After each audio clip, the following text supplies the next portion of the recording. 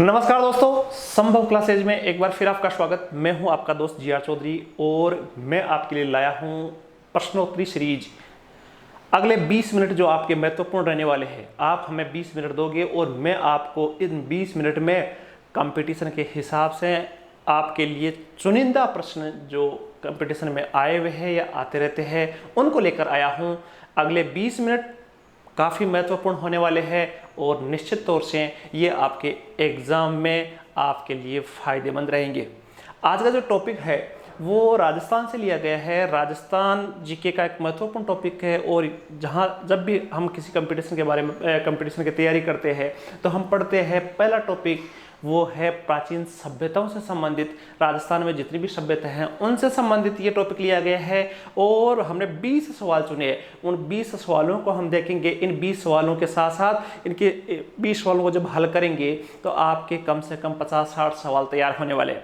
तो अगले 20 मिनट तक हमारे साथ जुड़े रहिए और शानदार इसमें आपको फ़ायदा होने वाला है। देखते हैं शुरुआत में पहले सवाल से। एक एक सवाल देखेंगे। एक एक सवाल में आप जब भी सवाल स्क्रीन पे आए तो उसका उत्तर मुझसे पहले देने की कोशिश करना और ध्यान से आराम से इसको वीडियो को अंत तक देखना। पहला सवाल ध्यान से देखना। पहला सवाल है कि निम्न में से कौन सी सभ्यता को आदिम संस्कृति का संग्रहालय कहा जाता है। ध्यान से सुनना। निम्न में से किस सभ्यता को आदिम संस्कृति का संग्रहालय कहा जाता है। ऑप्शन ए है कालीबंगा, ऑप्शन बी है आहड़, ऑप्शन सी है बागोर, ऑप्शन डी है तिलवाड़ा। देखो, मैं एक और बात करूंगा आपसे कि जब भी ये प्राचीन संस्कृति या सभ्यताओं की आप तैयारी करो तो इनमें से 3-4 बिंदुओं पे मैं पहले ही बता दूं कि जब भी आप तैयारी करो तो 3 चीज़ें आपको मोस्ट आपको याद होनी चाहिए। एक तो जो भी सभ्यता स्थल है वो किस जिले में है ये पता होना चाहिए, किस नदी के किनारे है ये पता होना चाहिए और साथ में एक और चीज़ उसके बारे में पता होनी चाहिए कि इस स्थल से कौन सी महत्वपूर्ण वस्तु जो और कहीं नहीं मिली, केवल वहीं मिली, उसके बारे में आपको पता होना चाहिए। और साथ में जो मोटी मोटी सभ्यताएं हैं, मोटे मोटे स्थल है, जो प्रसिद्ध स्थल है, उनके उत्खननकर्ता और खोजकर्ताओं के बारे में आपको पता होना चाहिए। तो 4 चीज़ों के बारे में आपको इस टॉपिक को ध्यान में रखते हुए जितने भी एग्जाम सवाल आते हैं वो एक छोटी सी टेबल बननी है और उस छोटी सी टेबल को आप तैयार करके एग्जाम में जाना।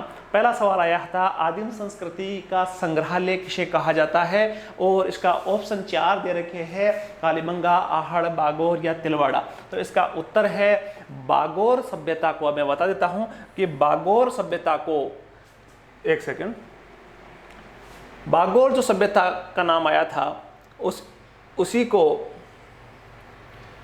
पेन चेंज कर लेता हूं, मैं पेन ले लेता हूं। बागोर जो सभ्यता थी उसको आदिम संस्कृति का संग्रहालय कहा जाता है। और साथ में मैं बता दूं बागोर कहाँ है, भीलवाड़ा में है और कोठारी नदी के किनारे है। ये भी आपको याद होना चाहिए, कोठारी नदी के किनारे भीलवाड़ा में है। और इसको एक साथ और भी बता दूं कि बागोर सभ्यता को आदिम संस्कृति का संग्रहालय इसलिए कहा जाता है क्योंकि इसी बागोर से जो उत्खनन हुआ उसमें सबसे ज़्यादा 14 प्रकार की कृषि का उल्लेख मिलता है। 14 प्रकार की कृषि के अवशेष मिले और इसी वजह से कहा जाता है कि यहाँ आदिम संस्कृति थी, आदिम संस्कृति का संग्रहालय था। और ये आदिम संस्कृति का संग्रहालय कौन सा कहलाया, बागोर। एक सवाल हुआ। अगले देखते हैं दूसरे सवाल की क्या स्थिति है। दूसरा सवाल ध्यान से देखना। दूसरा सवाल है सोंथी नामक प्राचीन सभ्यता स्थल किस जिले में। एक स्थल का नाम आया है सोंथी, यूं भी लिखा हुआ आता है सोंथी, डबल मात्रा सिंगल मात्रा में ज़्यादा कंफ्यूज नहीं होना। सोंथी जो जगह है, मैंने पहले भी कहा कि इस जिले में है ये पता होना चाहिए, लेकिन सोंथी जो स्थल है वो किस जिले में है। ऑप्शन ए है टोंक, ऑप्शन बी है बीकानेर, ऑप्शन सी है हनुमानगढ़, ऑप्शन डी है जयपुर। निम्न में से कौन सी जगह पर सोंथी है। अब देखो, छोटे छोटे स्थल है, उनके भी जिले तो कम से कम याद होने चाहिए। आ गया होगा, यदि किसी ने तैयारी कर रखी है, एग्जाम देने लायक है तो आ गया होगा उत्तर। सोंथी नामक स्थान है, बीकानेर में है ये। और इसके बारे में मैं और बता दूं, इसको कालीबंगा प्रथम भी कहा जाता है, कालीबंगा प्रथम भी कहा जाता है। याद रखना, ये भी काफ़ी महत्वपूर्ण जो चीज़ें लिख रहा हूँ। कई बच्चे, कई साथी वीडियो को बड़े स्पीड से दो गुना स्पीड में चला लेते हैं, 1.5 गुना। तो इन चीज़ों पे आपका ध्यान नहीं जाएगा। तो इसको सोनदेव बीकानेर को कालीबंगा प्रथम के नाम से भी जाना जाता है। काफी मौज चीज है। देखते हैं तीसरा सवाल क्या है स्क्रीन पे। तीसरा सवाल है, किस सभ्यता को ताम्रयुगीन सभ्यता की जननी कहा जाता है? काफी बार सवाल आया हुआ है, कौन सी वो सभ्यता थी, कौन सी सभ्यता स्थल है, कौन सी सभ्यता जो थी उसको ताम्रयुगीन सभ्यता की जननी कहा जाता है। ताम्रयुगीन सभ्यता की जननी, पहला ऑप्शन है गणेश्वर, दूसरा है आहड़, तीसरा है कालीबंगा और चौथा है रेड। चार ऑप्शनों में से कौन सा है ऐसा स्थल है जिसको ताम्र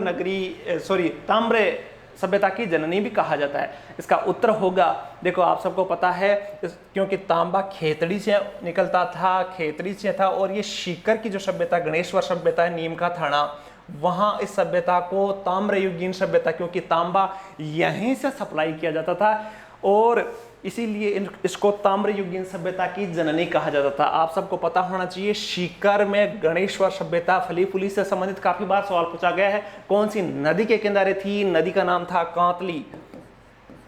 और एक और चीज मैं आपको बता दूं कि जो ताम्र नगरी है वो एक और सभ्यता को बोलते हैं ताम्र नगरी। यदि ताम्र नगरी आपसे पूछा जाए तो वो थी आहड़। लेकिन आहड़ सभ्यता को ताम्र नगरी कहा जाता था। ताम्रयुगीन सभ्यता की जननी गणेश्वर सभ्यता थी। ध्यान से देखना इसको। देखते हैं चौथा सवाल आपकी स्क्रीन पे कौन सा है। चौथा है, राजस्थान का ऐसा कौन सा स्थल है जहां ताम्रयुगीन, आर्यकालीन और महाभारत कालीन सभ्यता के अवशेष में, तीनों कालों के अवशेष, कौन सी जगह ऐसी है जिन्होंने तीनों कालों के अवशेष मिलते हैं?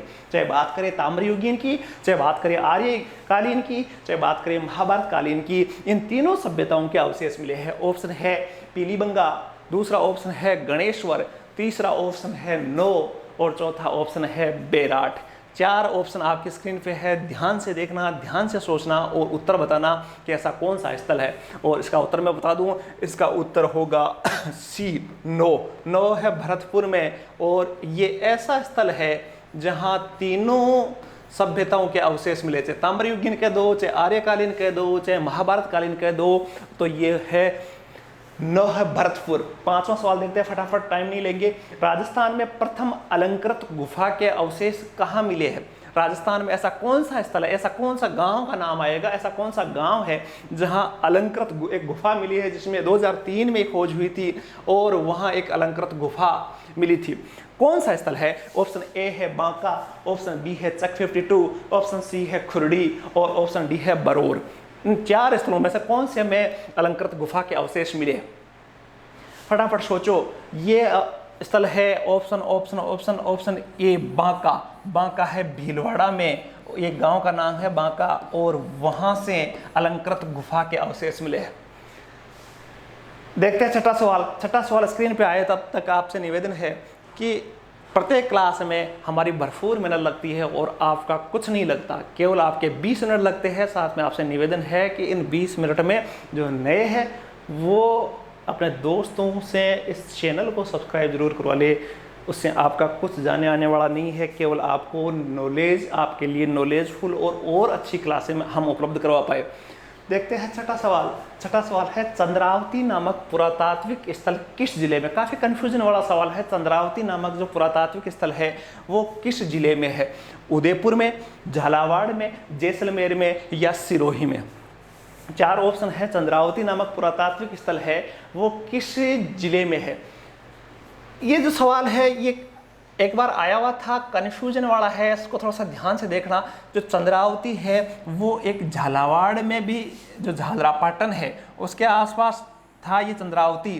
चंद्रभागा नदियों का नाम है वो चंद्रावती के वजह से पड़ा। और एक है सिरोही में भी जो आबू है, माउंट आबू है, वहाँ भी चंद्रावती। तो दोनों जगह मिलता है। यदि दोनों ऑप्शन मिलेंगे नहीं, यदि कहीं झालावाड़ मिलता है आपको तो झालावाड़ बढ़ना है, सिरोही नहीं है, और कहीं सिरोही मिलता है झालावाड़ नहीं मिलता है तो सिरोही बढ़ना है।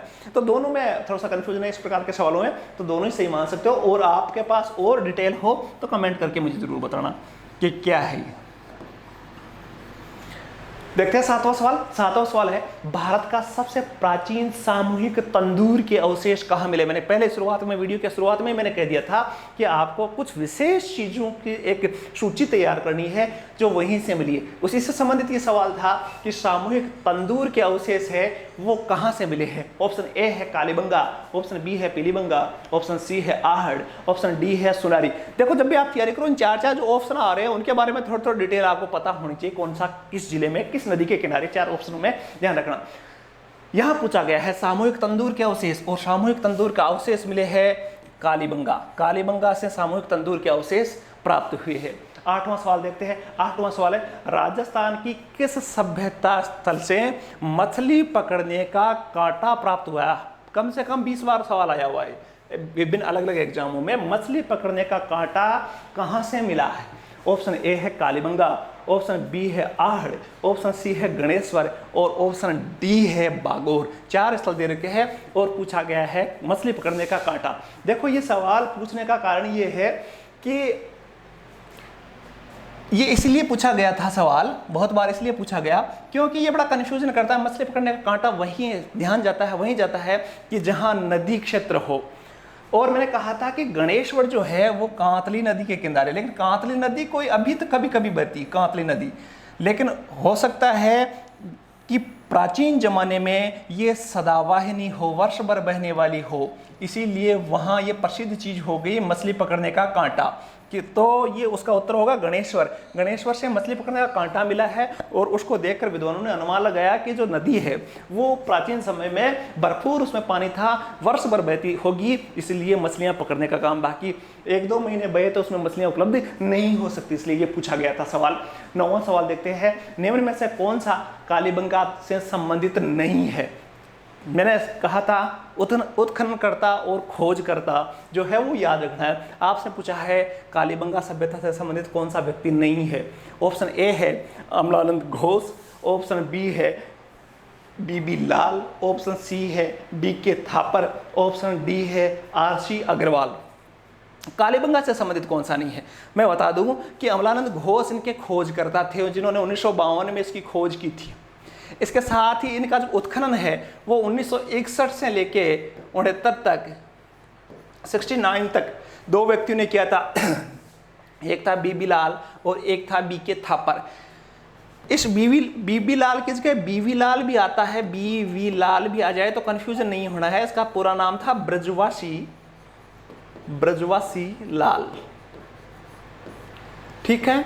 और BK थापर का पूरा नाम था बालकृष्ण थापर। तो ये 2 उत्खनन करता थे, तो ये भी आपको याद होना चाहिए। यदि आपके ब्रजवासी लाल आ जाए तो कंफ्यूजन नहीं होना है। तो ये तीनों व्यक्ति कालीबंगा से संबंधित थे और इसलिए RC अग्रवाल है वो कालीबंगा से संबंधित खोजकर्ता या उत्खननकर्ता नहीं थे, संबंधित नहीं थे। ये था 9वां सवाल। 10वां सवाल देखते हैं। 10वां सवाल है, निम्न में से कौन सी शिल्पकृति कालीबंगा से प्राप्त नहीं हुई है। ये इस प्रकार के जो सवाल है वो काफी थोड़ा सा कठिन हो जाते हैं कि कौन सी नहीं मिली। अब अपने को मिली है, कौन सी नहीं मिली, इस प्रकार के सवाल भी आजकल आने लगे हैं। हाथी दांत का कंघा, वर्षभ की तांबे की प्रतिकृति, मिट्टी की चूड़ियां या हल्की मिट्टी की प्रतिकृति, कौन सी इसमें से नहीं मिला है कालीबंगा से। और इसका उत्तर मैं फटाफट बता देता हूं, जो हल्की मिट्टी की प्रतिकृति है वो कालीबंगा से नहीं मिली है, बाकी ये तीनों चीजें यहां से मिली है। और ये सवाल तभी हो पाएंगे जब आपने उसके बारे में डीपली पढ़ा है। 11वां सवाल देखते हैं, राज्य में पशुपालन के प्रमाण सर्वप्रथम कहां से प्राप्त हुए हैं। राज्य में पशुपालन के प्रमाण 11वां सवाल है कहां से मिले हैं। ऑप्शन ए है सुनारी, ऑप्शन बी है बागोर, ऑप्शन सी है रेड, ऑप्शन डी है बालातर। 4 ऑप्शन आपकी स्क्रीन पे है। निम्न में से कौन से स्थल है जिसमें सबसे प्राचीन पशुपालन के अवशेष मिले, प्रमाण मिले, प्राचीनतम प्रमाण मिले हैं। फटाफट मैं बता देता हूं, इसके अवशेष मिले हैं बागोर भीलवाड़ा में। इसके प्राचीनतम अवशेष मिले हैं पशुपालन के भीलवाड़ा में।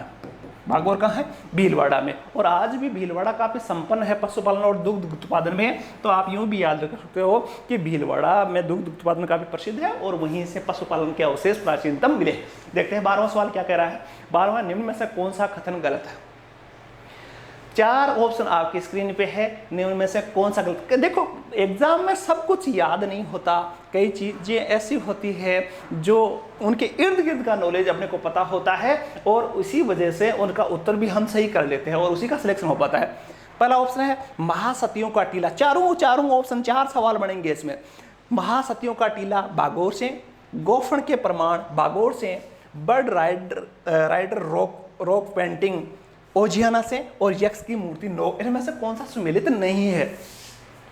फटाफट ध्यान से देख लो, दिमाग लगा लो, पॉज कर लो, वीडियो को रोक लो, आराम से सोच लो, 2 मिनट 5 मिनट जितना लेना है ले लो आप। मैं आपको उत्तर बता देता हूं कि देखो महासतियों का टीला याद रखना बागोर से मिला है।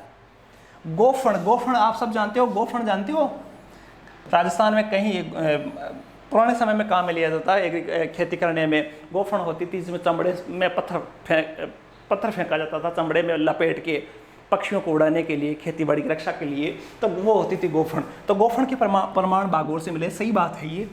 बर्ड राइडर रॉक पेंटिंग्स, ये चट्टान पर या दीवार पर, चट्टान पर है, वो पेंटिंग्स है, वो है ओजियाना में मिली है क्या, और यक्ष की मूर्ति नोह में। देखो ये 3 चीजें सही है इसमें, ये भी सही है, ये भी सही है, ये भी सही है, लेकिन बर्ड राइडर रॉक पेंटिंग्स जो है वो है गरदड़ा बूंदी में। इसको याद रखना, गरदड़ा एक जगह का नाम है, कहाँ है, बूंदी में एक जगह है, वहां से ये बर्ड राइडर रॉक पेंटिंग्स प्राप्त हुई है। इसलिए इसको 4 सवाल यहां बन रहे हैं, चारों काफी महत्वपूर्ण है, तो इसलिए इसको याद रखना आप। 13वां सवाल देखते हैं। 13वां सवाल क्या आ रहा है स्क्रीन पे, निम्न में से कौन से स्थल को धूलकोट कहा जाता है। निम्न में से ऐसा कौन सा स्थल है जिसको धूलकोट के नाम से जाना जाता है। विराटनगर, आहड़, कालीबंगा या पीलीबंगा, ऐसा कौन सा स्थल है जिसका एक नाम है धूलकोट। और इसका उत्तर मैं बता दूं कि ये जो धूलकोट है वहां के लोकल लोग, स्थानीय व्यक्ति है, वो ये शब्द कहां में लेते हैं, स्थानीय व्यक्ति उस जगह को क्या बोलते हैं, धूलकोट। और इसका उत्तर होगा आहड़, जिसको अघाटपुर भी बोलते हैं, अघाटपुर या अघाट दुर्ग। 2 और नाम मैं बता दूं आपको, अघाट दुर्ग, अघाटपुर, धूलकोट, आहड़, ये 4-5 नाम है आहड़ सभ्यता के, आहड़ स्थल के नाम है, धूलकोट के नाम से प्रसिद्ध है। ये था आपका 13वां सवाल। उम्मीद है 13 में से काफ़ी कुछ सही हो रहे होंगे, और नहीं हो रहे हैं तो सबसे निवेदन है कि इस टॉपिक को और पढ़ो, एक बार और पढ़ो, और फिर आप एक बार देखना कि आपके इसमें से जो भी सवाल 1-2 जितने भी कंपटीशन के एग्जाम में आएंगे वो आपके सही होंगे। तो 13 सवाल हो गए, 13 में से 10 सवाल तो आपके होने चाहिए। और 10 कब होंगे, जब हम टॉपिक को कंप्लीट पढ़ेंगे। कुछ ये टॉपिक ऐसा भी है जो ज्योग्राफी से रिलेटेड है, कई सवाल 1-2 सवाल ज्योग्राफी यदि आपने पढ़ रखी है तो उससे संबंधित हो जाते हैं, आराम से आइडिया लगाया जा सकता है, तो उस प्रकार भी है। 14वां सवाल देख लेते हैं फटाफट। किस ताम्र, देखो ध्यान से समझना है सवाल, किस ताम्र पाषाण कालीन स्थल पर सबसे ज्यादा ताम्र सामग्री मिली है। कौन सा स्थल था जहां से ताम्र सामग्री मिली है, तांबे की सामग्री कहां से मिली है। गणेश्वर, आहड़, कालीबंगा, बेराट। देखो एक और याद रखना कि आप सबको पता है इसका उत्तर है गणेश्वर सभ्यता, लेकिन आहड़ से एक याद है कि यहां तांबा गलाने की भट्टियां मिली है, तांबा गलाने की भट्टियां मिली है। तो ये दोनों स्थल तांबे से काफ़ी जुड़े हुए हैं, तो इनमें थोड़ा सा कन्फ्यूज मत होना। लेकिन सबसे ज़्यादा तांबे की सामग्री है वो गणेश्वर, क्योंकि वहीं से तांबा पैदा होता था, वहीं ज़्यादा सामग्री प्राप्त होगी। ये कुछ आइडिया लगाया जा सकता था इस सवाल में। 15वां सवाल है, पुरातात्विक स्थलों में कौन सा सुमेलित नहीं है। ऐसा कौन सा स्थल है जो सुमेलित नहीं है। भानगढ़ झुंझुनू में, तेहड़ हनुमानगढ़ में, साबणिया बीकानेर में और किराड़ोत जयपुर में। ऐसे कौन सा स्थल है जो उसके जिला जो लिख रखा है वो सुमेलित नहीं है। फटाफट मैं बता देता हूं उसका उत्तर है ये भानगढ़। ये भानगढ़ को, जो भानगढ़ का किला जो है आपने पढ़ रखा होगा, किला, इसको भूतिया किला भी कहा जाता है, डरावना किला है, भूतिया किला भी कहा जाता है। और ये अलवर में है, न कि झुंझुनू में है। भानगढ़ का किला अलवर में है, इसलिए ये सुमेलित नहीं है। बाकी साबणिया आपको याद रखना है, साबणिया बीकानेर में, तेहड़ हनुमानगढ़ में और किराड़ोद जयपुर में है, और ये स्थलों के जिले आपको पता होने चाहिए। देखते हैं 15 सवाल। 16वां सवाल क्या है, गिलूंड। सवाल शायद स्क्रीन पर दिख नहीं रहा होगा। गिलूंड किस नदी के किनारे है? आपसे पूछा गया है कि गिलूंड जो है, एक स्थल है गिलूंड है, वो किस नदी के किनारे है? नदी के किनारे है, ये आपसे पूछा गया है। गिलूंड आपको पता है किस जिले में है, ये आपको पता है, तो फिर आपका आइडिया है वो आराम से निकल जाता है। गिलूंड आपको सबको पता है। अब मैं हिंट देता हूँ, गिलूंड राजसमंद में है, और राजसमंद में है तो आप कुछ आइडिया हो सकता है आपको। राजसमंद में है। ऑप्शन ए है बनास, ऑप्शन बी है कोठारी, ऑप्शन सी है खारी, ऑप्शन डी है कांतली। तो गिलूंड जो है वो कौन सी नदी के किनारे है? इसका उत्तर होगा, गिलूंड जो है वो बनास नदी के किनारे है। गिलूंड बनास नदी के किनारे है, और इसकी खोज उत्खननकर्ता भी थे, बी से बना हुआ है, बीबी लाल। और अब बीबी लाल आपको पता है पूरा नाम, बीवी लाल कह दो आप, बीवी लाल कह दो, ब्रजवासी लाल। ये था 16वां सवाल। देखते हैं 17वें सवाल में क्या हालचाल है। 17वां है साबी नदी के किनारे। अब देखो बहुत प्रश्न को चेंज किया गया है। साबी नदी के किनारे, साबी नदी के तट पर राजस्थान की किस प्राचीन सभ्यता के अवशेष मिले हैं? साबी जो है वो नदी है एक, और उसके नदी के किनारे इन 4 ऑप्शनों में से कौन सा स्थल है वो मिला है? इसमें जोधपुर नहीं है, जोधपुरा है, सॉरी जोधपुरा। तो गिलूंड, जोधपुरा, नगरी या बरौर। देखो आप सबको पता होना चाहिए कि साबी नदी, अब ज्योग्राफी पढ़ोगे तो आपको पता हो जाएगा साबी नदी कौन से जिले में बहती है। उसके साथ ही आपको यह भी पता होना चाहिए कि गिलूंड कहाँ है, जोधपुरा कहाँ है, बरौर कहाँ है, नगरी कहाँ है, ये भी आपको पता होना चाहिए। मैं आपको इसका उत्तर बता देता हूँ कि जोधपुरा जो है, नाम उल्टा पुल्टा है, ये जयपुर जिले में है। काफ़ी प्रसिद्ध, याद रखना। वैसे जोधपुर लगता है आपको, जोधपुर में होना चाहिए, लेकिन है कहाँ ये? जयपुर में। और ये किस नदी के किनारे है? साबी नदी के किनारे। अब गिलूंड किस नदी के किनारे है? आपको सबको पता है। गिलूंड कौन सी नदी के किनारे है?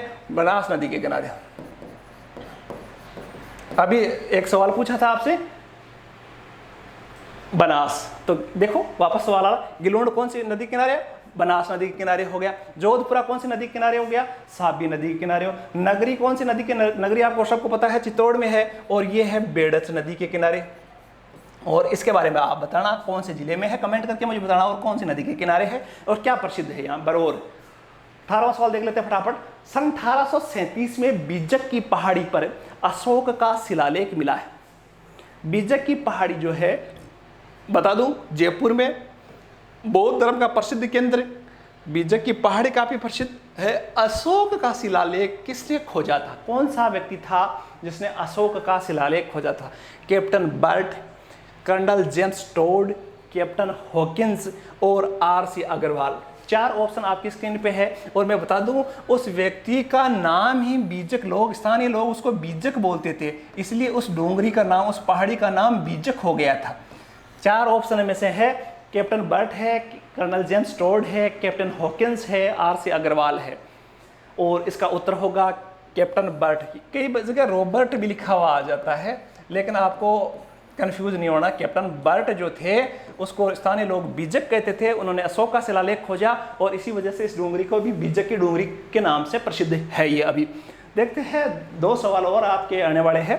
2 सवालों के बाद में आप खुद कैलकुलेशन करना कि परीक्षा में इस टॉपिक को लेकर बैठने लायक हो या वापस आपको तैयारी करनी है। देखते हैं 19वां सवाल क्या आ रहा है। 19वां सवाल है ओजियाना बुल। देखो 2 बुल प्रसिद्ध है, एक बनासियन बुल और एक ओजियाना बुल। बनासियन बुल, एक ओजियाना बुल। 2 बुल का मतलब सांड के चित्र मिले हैं, प्रतिकृतियां मिली है। तो ओजियाना बुल है वो कैसा है? काफी हार्ड सवाल मान सकते हो। ओजियाना बुल कैसा है? बनासियन बुल के बारे में भी आप पढ़ना। ओशियन बुल क्या है? सफेद चित्रित बेल है, रेखा चित्रित बेल है, या छेल चित्र पर बेल की आकृति है, या उपयुक्त में से कोई नहीं है। ऐसे सवाल है आपके काफ़ी कंफ्यूज करने वाले होते हैं। फटाफट मैं आपको कंफ्यूज नहीं करूँगा। जो ओजियाना बुल जो है वो सफ़ेद चित्रित बेल है। सफ़ेद एक चित्र बनाया हुआ, उसमें सफ़ेद कलर किया हुआ है, लाइनें खींची हुई है, और उसी से बेल बना हुआ है, तो ये ओजिना गुल है। लास्ट सवाल देख लेते हैं। लास्ट सवाल, निम्न में से कौन सा सुमेलित नहीं है? निम्न में से कौन सा सुमेलित नहीं है? पहला ऑप्शन है आड़ है, अक्षय कीर्ति व्यास, बालाथल है, वीएन मिश्र, गिलूंड है, बीबी लाल, सोंथी है, रतन चंद्र अग्रवाल। तो आपको सबको ये खोज करता हूं कि जब आप टेबल बनाओगे तभी आपको इस प्रकार के सवाल आप कर पाओगे, लेकिन मैं फिर भी उत्तर बता दूं। आहड़ की खोज अक्षय कीर्ति व्यास ने की थी। ऐसे याद रख लो, ए दोनों में आ रहा है, आहड़ अक्षय कीर्ति व्यास, ठीक है। बालाथल, बालाथल वी कर दो, बी कर दो, बालाथल में वी, ब और व मिल रहा है, बालाथल और वी देखो मिल रहा है। गिलोंड के लिए मैंने अभी बताया बनास नदी, बीबी लाल। लेकिन सोंथी जो है वो रतनचंद्र अग्रवाल ने इसकी सोंथी की खोज नहीं की थी, बल्कि इसकी खोज की थी अमलानंद घोष ने। तो इसका उत्तर होगा सोंथी की खोज की थी अमलानंद घोष ने।